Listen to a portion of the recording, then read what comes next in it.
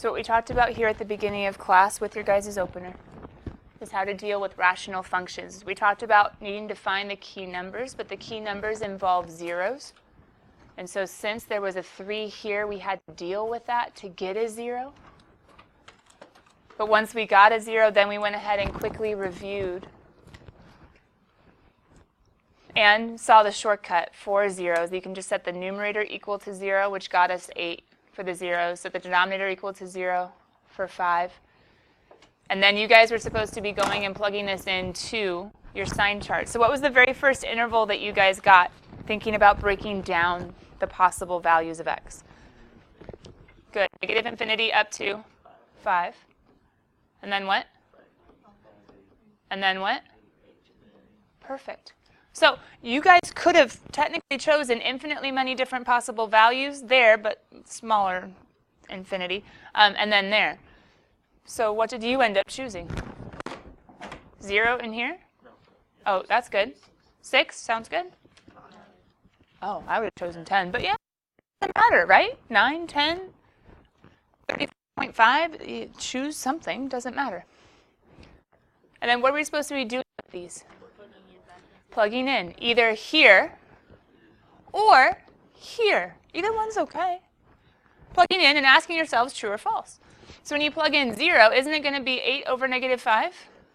Is that less than or equal to 0? True. Right?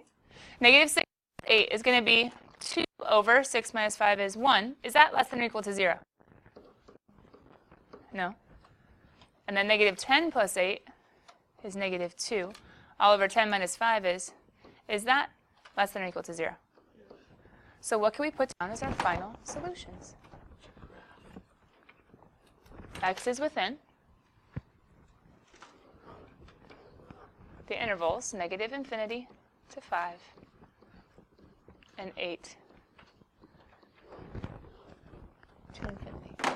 Kyle. Why? Which whole numbers? Both? Why just 8 and not 5? What's the problem with x equals 5? Okay.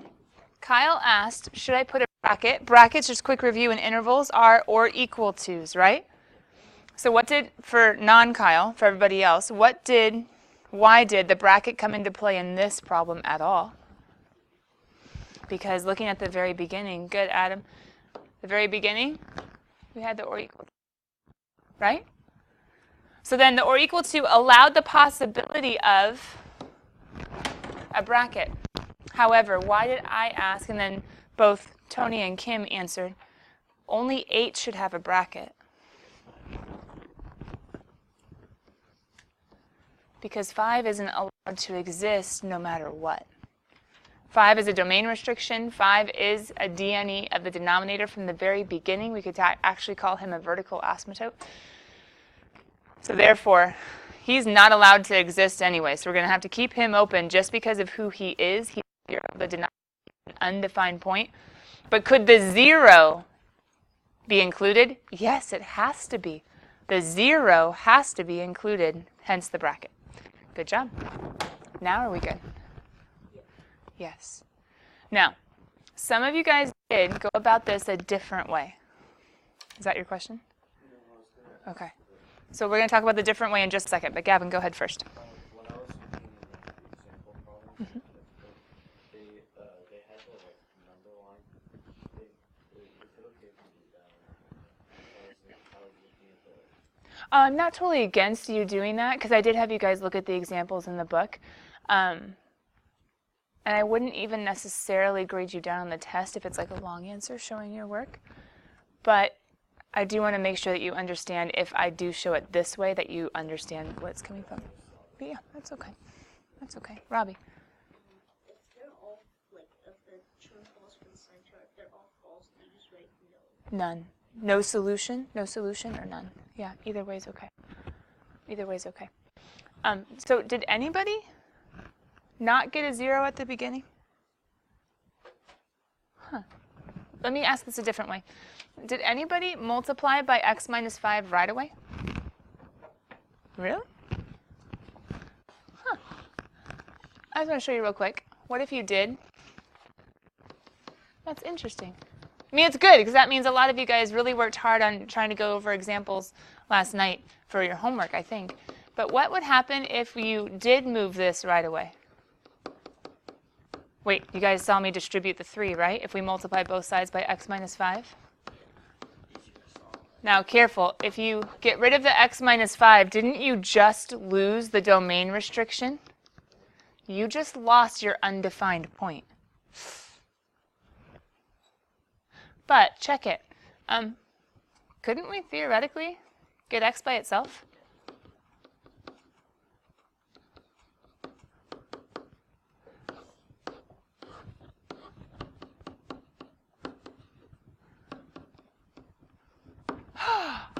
We could have solved it like that? You're a horrible teacher. Oh, wait. That's only half the answer. It's only half the answer. If you like this way, don't use this way to solve the problem. Don't use this way to solve the problem. Instead, use this way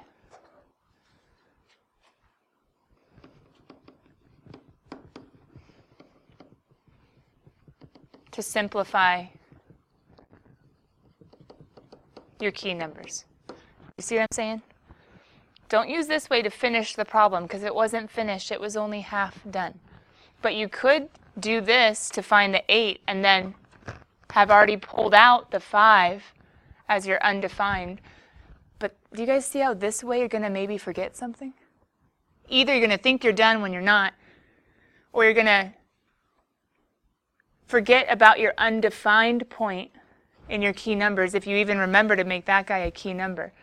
But it's totally possible to get the 5 from here, the 8 from here, and then when you set up your sign chart, you guys already saw this one's going to be true, that one's going to be false, and that one's going to be true. So it's a little bit of a struggle. A lot of you guys algebraically, and I'm really surprised that no one actually did this to begin the problem. A lot of people would just multiply this to the other side and be like, yay, I'm done.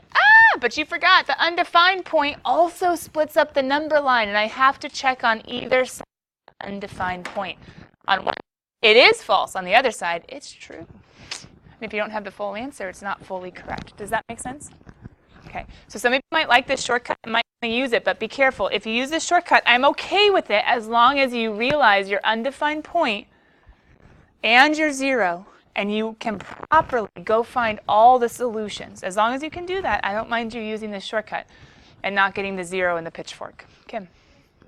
If they do it the second way, x can be greater than 8, does it mean that the denominator is also always going to be smaller than 0? Because the, I don't know. Well, in another problem, if this was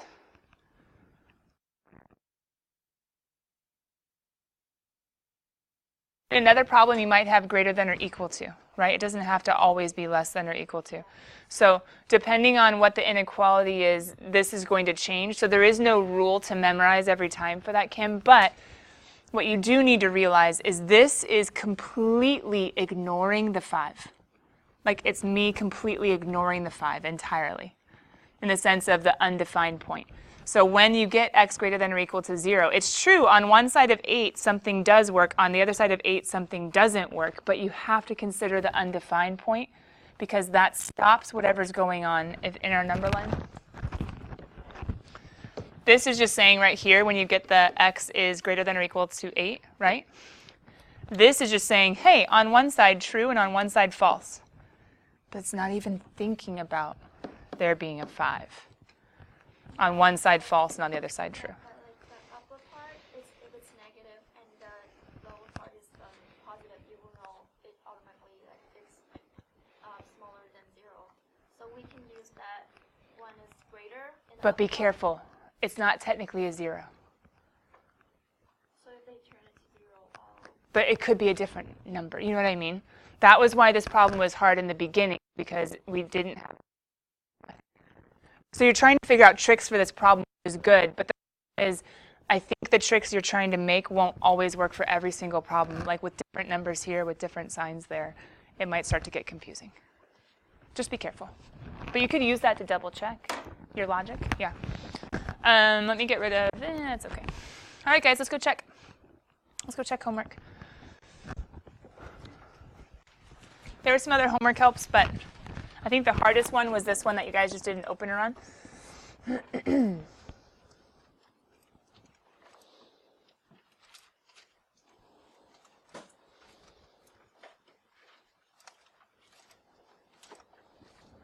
Well, that's not what I wanted to do. I'm sorry. There we go. Okay, section 2.7, I think I have them right here. Number 2, key numbers and test intervals. Key numbers and test intervals. For number 12, to find the key numbers, you had to make it one nice rational function. So how do we get two fractions together? Common denominators, right? Common denominators. So after getting common denominators, factoring the top and factoring the bottom, the zeros were 4 and -1. The undefines were -2 and 1. After getting common denominators, simplifying, distributing legally, not killing anything, you should have gotten the key numbers as -2, -1, 1, and 4.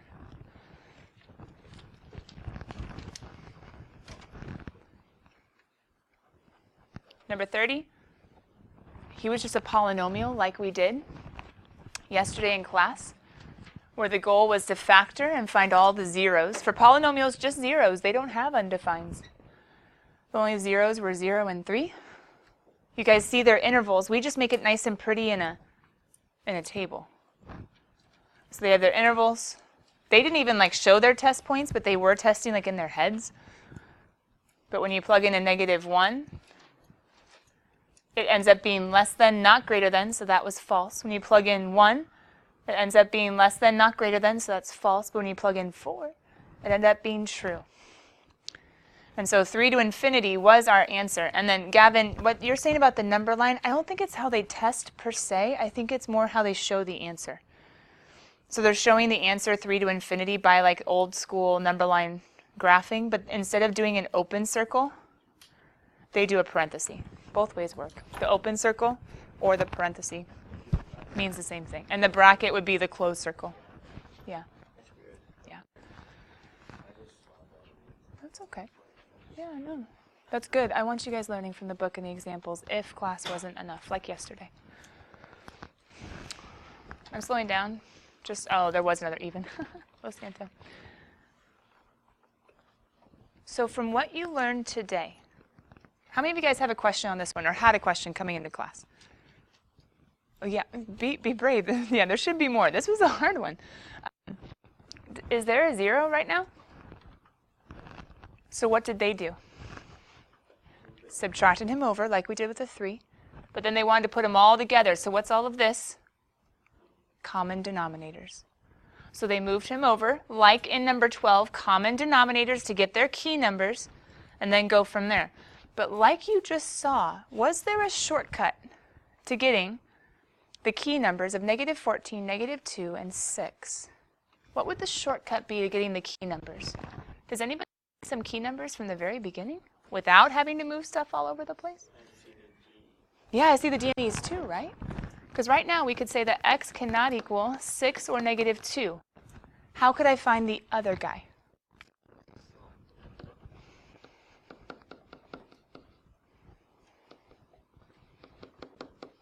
I'm not even worrying about the inequality. I'm going to deal with that in my sign chart. I'm just saying, hey, if we were to solve, so I distribute 5x plus 10 and 3x minus 18, and when I simplify, 2x equals -28. I could have found my key numbers like this? Spiffy. Could you have subtracted, gotten the common denominators, and seen a -14 and a 6 and a -2? Yeah, would have been great. Great algebraic practice. But could you pretend like it was an equals and actually solve with cross multiplication, distribute, right? And could you have gotten the other key number as well? Yes. At the end of the day, you have these intervals. -infinity, -14, -14, -2. And as you guys tested them, you ended up with false, true, false, true. So our final answers were the -14 to -2 one and the 6 to infinity one. They're all open because what's our inequality? Just greater than, not or equal to. And who wasn't allowed to be involved anyway? These guys. They were DNEs. They couldn't have ever been included. He could have been included. He's a 0 if it had been or equal to. Do we have any more evens? Struggle. Sorry, guys. Doesn't like me sometimes. I don't know why. Oh, he was nice. There was a 0 just chilling. There was a 0 just chilling. So pitchfork, 0s at the top, 0, 0s at the bottom, plus or minus 3. There's our intervals. And we end up with, what are we looking for? Greater than or equal to 0? So false, true, false, true. So our final answers were -3 to 0, 3 to infinity. 3 is not included because he's a DNE point. 0 is included because he's or equal to the 0.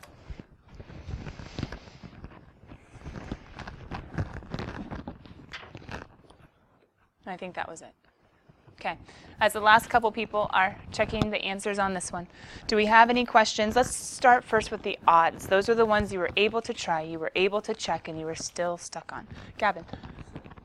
73, same. Cool. B specifically? A and B? Okay. Let's go peek at 73. We have multiple people that didn't like that one. I think it's on the next page, yeah. Okay. Guys, in this one, please tell me that you read the directions first. Okay. I mean, I force you guys, I should be forcing you guys, as long as you obey and follow directions, to write these down on purpose. Because if you didn't write this down, would you even know what formula you're supposed to use? Okay. So I have height. I have initial velocity. And I have initial height or position. Did they give us any of that stuff in this problem? Yeah. They say fired straight upward from ground level, S sub 0 is 0, with an initial velocity of O. So I can plug in -16t squared plus 160, plugging in my formula t, plus 0.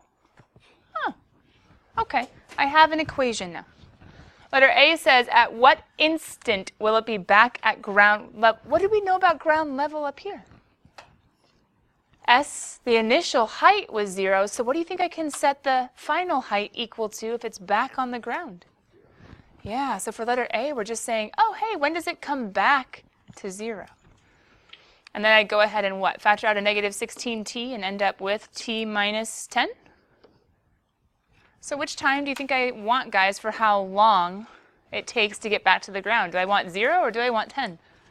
Yeah, 0 is at the beginning. I already know it started from the ground. 10 is after time passes, it's back on the ground. And I think it's measured in, anybody see it, seconds? So 10 seconds is letter A. What's letter B asking? When will the height exceed?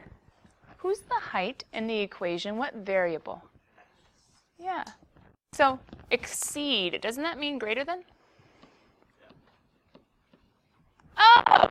We're just supposed to take this quadratic-y dude, which we just found, -16t, t minus 10, and set it greater than 384? Uh-oh. I don't think I want it factored yet. Because is 384 a 0, guys?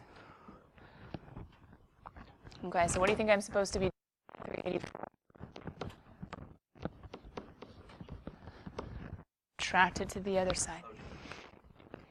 Not that bad. I bet 16 goes into it. I think they gave you a really nice problem.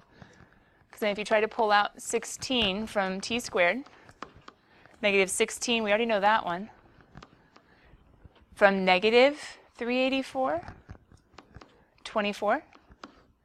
So when we move the -384 and pull out a -16, now we have our 0, and oh, isn't that just 6 and 4? So I get t minus 4, t minus 6, what am I going to do? Set up a sign chart with intervals, 0 to 4, 4 to 6, 6 to, sorry. Yeah, I agree. 0 to 4. The intervals are a little bit weird in this one. Why would I go from 0 to 4 and not negative infinity to 4? It starts from the ground and it starts when t is 0. Well, it's actually talking about time in this one. Weird, right? It's t intervals. So this problem started from the ground when t equals 0. So that's what's kind of weird about these types of problems, is that they're real life problems, and so you don't time might have been coming from negative infinity. Although, did time have a beginning when God created the earth? Anyway, but that's a question for another day. Time itself could be moving longer, but this problem, this situation, t equals 0, was the beginning of this movement. And then we end up with, wait, 6 to infinity? No. When did the problem stop? Time started and time stopped, which changes the intervals. But still test, what, 3, 5, 7? You'll see which ones are true, which ones are false. My guess, just based on motion, my guess is right in the middle. It might have gone above that height. That's my guess, just thinking logically. But that's just me. Number 73, guys, we good? Okay, any more odds? Oh, sorry, go ahead. I subtracted the...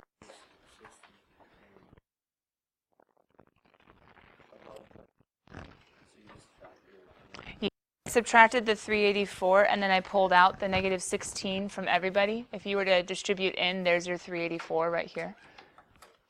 Your negative 384. Then I just factored key numbers 4 and 6 with the beginning time and the end time as my beginning and end. Yes, yes, yes, yes. Gavin, specifically, I would have used this one because the math is so much easier. Okay. Any more odds? Once, twice, sold. If you have questions on the evens, kiddos, I will be available. Probably not during lunch. There's a Glee Club meeting today, but after school, I should be available for a little bit before I have to go supervise Powder Puff before going to Costco to get pizza for the event tonight. You guys should all come out and support. But for right now, where are we in chapter 2? The end. Which means, if we're at the end, what's coming? Look at the backboard. I think you guys need to open up your homework spirals, and if you have not yet, write down the test review that I'm pulling up in Classroom as we speak.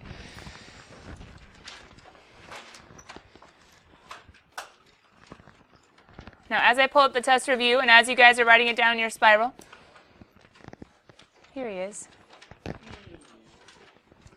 Homework 17. Well, oh, its due date was today, though, right? Okay. Wait a minute. Why do I have, like, test review and then other good ones?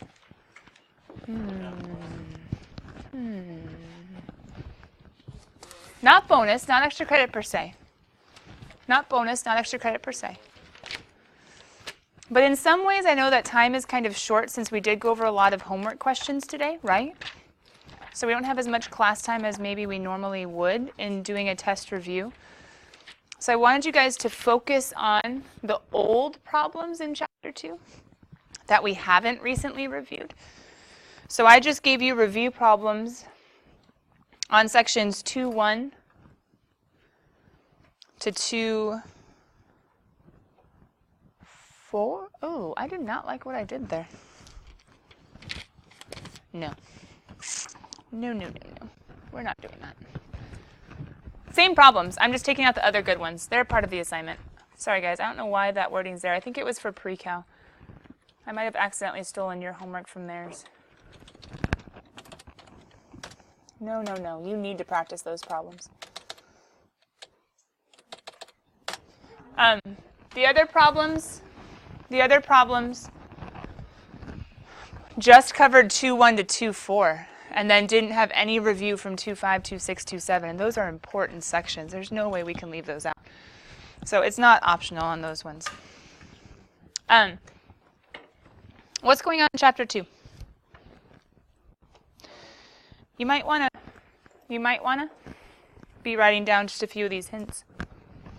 What's going on in chapter 2? You might want to just write down a few of these hints. We started off chapter 2 in section 2.1, quadratics. Do you remember how we complete the square for standard form? And find h and k. Now, was there a cheater formula for h and k? Yes or no? Yeah. The cheater formula for h and k. Well, for h, what's the cheater formula for h? H equals negative b all over 2a. Hey, what's another formula from this chapter that we had to use at least a couple times? X equals negative b plus or minus square root b squared minus all over.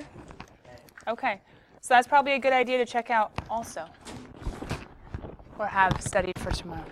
Tomorrow, I apologize, for Monday. We had vertex form, aka standard form, where we had to find h's and k's. We had to identify vertices as maximums and minimums. Axis of symmetry, which was pretty basic, and intercepts. So if I was to ask you in a problem to find the max or the min, what are you actually looking for? There were word problems in that section. If I were to ask you for the max or min, I'm actually asking for the vertex. Okay, in section 2.2, we started talking about describing graphs. We talked about multiplicity of zeros. How do you know the multiplicity of a zero? The power of the factor, right? If it's just a factor to the first power, multiplicity is 1. If it's a factor squared or cubed, that would be the multiplicity. How do we do end behavior of just general polynomials? What do evens do to the right, to the left? What if you have a negative leading coefficient? What do odds do to the right, to the left? Positive coefficient. And how about negative leading coefficient? Okay, so you have to have down your rising and your falling. I don't think it's required for you guys to have the snazzy notation. It might be somewhere bonus. But in the wording, or in the multiple choice, the wording is enough. Rising, falling, falling, rising, etc. What else do we have besides our end behavior, aka leading coefficient test? We were factoring with GCFs in section 2.2, but it got way harder after that. And we were sketching graphs by using intercepts and sign charts, etc. IVT, I don't think that's on the test. But if it is, IVT, the big idea with him is if a function, a continuous function, goes from positive to negative or negative to positive, what has to happen in between? Well, whenever there's a sign change, what has to happen in between? What number has to be hit in between? Yeah, 0 is going to have to happen when there's a sign change. That's the long story short of IVT. Then 2.3, we reviewed long division and synthetic division. Have you guys done a lot of that this chapter? I think you're all right. Section 2.4, meaning still practice it, but 2.4, complex numbers. We reviewed a plus bi, how to add, subtract, multiply, divide. Were there different things to watch out for? So maybe study those and look at those examples. Complex numbers. Section 2.5, why was that the big Mama Bahama section? Put it all together and said, here's a nasty polynomial, can you factor him? We would come up with the possible rational zeros, try them all, whether by plugging in or finding remainders of synthetic. Once we found one, why was it really good? You could break it down, pull out a factor, maybe break it down again, pull out a factor. Complex zeros always come in pairs. There's always 2 of them, a plus or minus whenever you have complex. You are not going to have to worry about Descartes' rule of signs or the upper-lower bounds for the test at all. If I was to give you a really nasty one with lots of possible zeros. Section 2.6, that's where rational stuff came in. What's important stuff with rational functions? F over G's, all the asymptotes. We learned how to look for vertical asymptotes, horizontal asymptotes, oblique asymptotes. They all have different, like degree tests are for horizontal. Oblique you only do when the top's degree wins by 1. Vertical asymptotes, you look in the denominator, but watch out on the test. So when you look in the denominator, which zeros are going to be vertical asymptotes? The ones that don't cancel out or reduce technically. Wholes are the ones that go away. Vertical asymptotes are the ones that are left. And Adam brought up the other day the number over 0, 0 over 0 trick, if that helps for you. And then section 2.7 is what we just did with inequalities and key numbers and sign charts. True, false. What would be good long answers on the test? Inequalities with the key numbers. There's a lot of steps. Maybe sketching a function as best you can. But remember, I just care about you getting the gist, right? The general idea. You don't have to have pressure to be as good as a calculator. Speaking of which, no calculators on the test, obviously. If you're supposed to be doing it by hand, I can't let you have a calculator. Long division, synthetic division might be good for me to give you like a partial credity one in case you make a mistake. I can grade you for the steps. How about factoring like a big old polynomial, beginning to end? You go. Glen Coco, you go. And I already gave you a hint about the bonus. Anyone remember what it was? I'm not going to say it twice, but you can say it twice. What was the hint about the bonus? Oh. Correct notation or special notation for, what's the arrow mean in math? What's the arrow mean? Approaching. Approaching. Okay, those, we do have just a few minutes left. Let me go ahead and put up the beginning of the review, if that's okay. I do have some good practice problems. If you do want to come in after school today or 7th period today, if you do want to come in and practice, I do have some good just extra practice problems where there's a question and the answer's written down small and tiny on the back. So it's something where you could come grab a card or grab multiple cards and go sit in groups and just work on it. It will be over there. Powder Puff does start at 5. I'll probably be headed out there around 4:45, just a heads up, but I'll be here until then. So if you want any extra problems, they're going to be here. But for right now, you guys have plenty of problems right here. So let's go ahead and get to the review. You guys have about 5 minutes. What's nice about reviews? What don't you have to do? You don't have to, well, you are supposed to submit it, but you don't have to write directions or write problems, right? So just go. Just go. What's your guys' first problem? No, like 1 and then what? 1 and 7 and 9? Oh, great. You guys can see 1 and 7 and 9. Go. 9, if there is one, it's just a multiple choicey one. Still good to talk about though. Ready, set, take it away. If you guys have individual questions, come find me. You guys can talk, you can collaborate. Just don't move. There's not really time to move today. Just stay in your seat. If you want to talk through something with someone, just speak the math out. No judgment.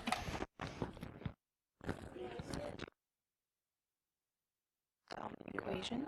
Nice.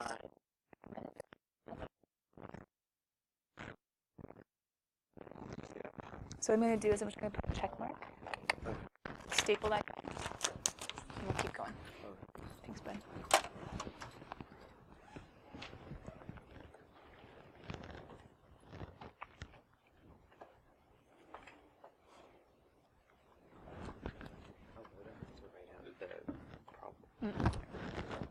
Yeah, no directions, no problems. You guys are just playing with it.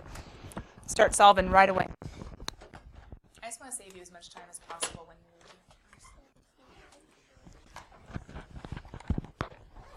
review. Isn't number 1 just kind of talking about the shape of it? You can even do transformations if you want. Shifted or reflected.